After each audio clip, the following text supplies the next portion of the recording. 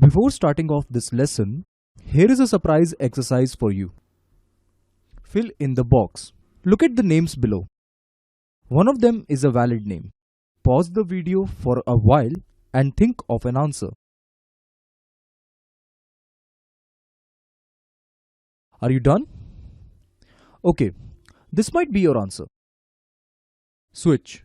Why switch? Even though you are not allowed to use keywords like switch, while, for, etc. for naming variables, but you can still use them if you change any one or more than one letters to uppercase.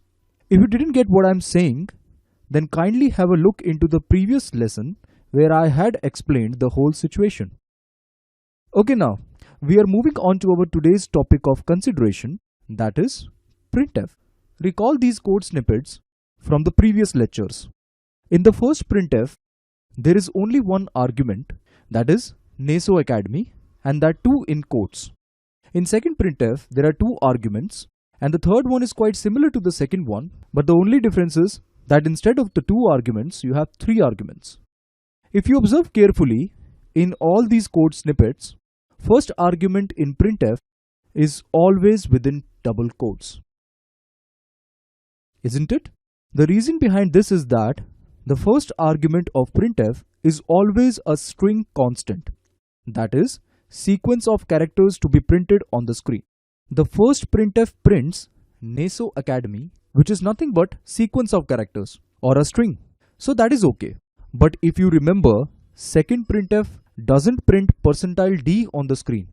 Instead, it prints the value of var onto the screen. But why? Because %d is your placeholder for this variable. That simply says, take the next argument from the printf and replace me with that argument. Here letter d holds some meaning in itself. It means whatever is coming in my place, print it as integer. D means decimal number. That is, any combination of numbers from 0 to 9. If you observe the third code, inside the double quotes you have two %ds. And in between there is a blank, you can see, right? After that you have two variables, var1 and var2. The first %d takes the first variable, var1, and second %d takes the second variable, var2. Suppose the var1 has value is equal to 3 and var2 has value is equals to 4, then you can predict what is going to be the output for this printf statement. It's like this. 3, 4, with the blank space in between. Because in the place of these placeholders, you are putting the variable's values. As variable 1 is equal to 3, so instead of this %d, you will be having 3 over here. And instead of this %d, you will be having 4 over there, which is the value of variable 2. It is important to note that for each %d, you must have to provide a variable either same or different. If you won't provide, then you may caught with an error. Error is expected expression before this token, because as this %d is matching with this variable 1, this %d is matching with this variable 2. But this %d is not matching with any variable. There is no variable for this %d. Due to this, you caught with an error. To sum up the whole situation, let me give you one more example.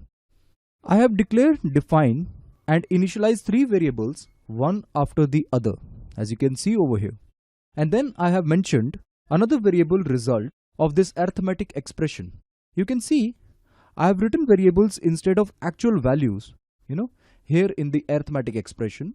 Writing down the variable names is equivalent to actually write down these constant values over here. That is why in reality when the code is getting executed, the actual values is getting replaced in the place of these variables. So here you can see 2 plus 3 multiply with 6 divide by 3 is what is going to be the case. And if I calculate, it is 2 plus 3, which is 5, multiply by 6, which is 30, divide by 3 gives 10. Then the result must be equals to 10. After that, I had written a printf statement. I am new to programming, but I know how to write arithmetic expressions like this. Now, I just want to place this arithmetic expression as it is over here. Due to this reason, I had put %d plus %d multiply %d divide %d. And each placeholder is getting replaced with these variables over here. That means this one is being replaced with this 2, This one is being replaced with 3, this one is being replaced with 6, and this one with 3. As we know, whatever is inside in this double quotes, it is as it is getting printed onto the console. You can see in a moment what is going to be the output. In the second printf function, as you can see, you have, and the result of this expression is %d. In the place of this %d, you will get result variable. So here whatever I had calculated, the value is equal to 10, is going to get printed over here in this printf statement. Let me execute. As you can see, this is going to be the output. Let me expand it a little bit. Okay, I'm new to programming, but I know how to write arithmetic expressions like this. This is exactly getting printed.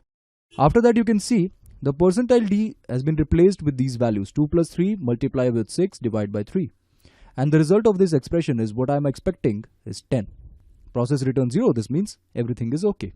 Now I think from this example, it is very much clear to you that how to use these placeholders in your program.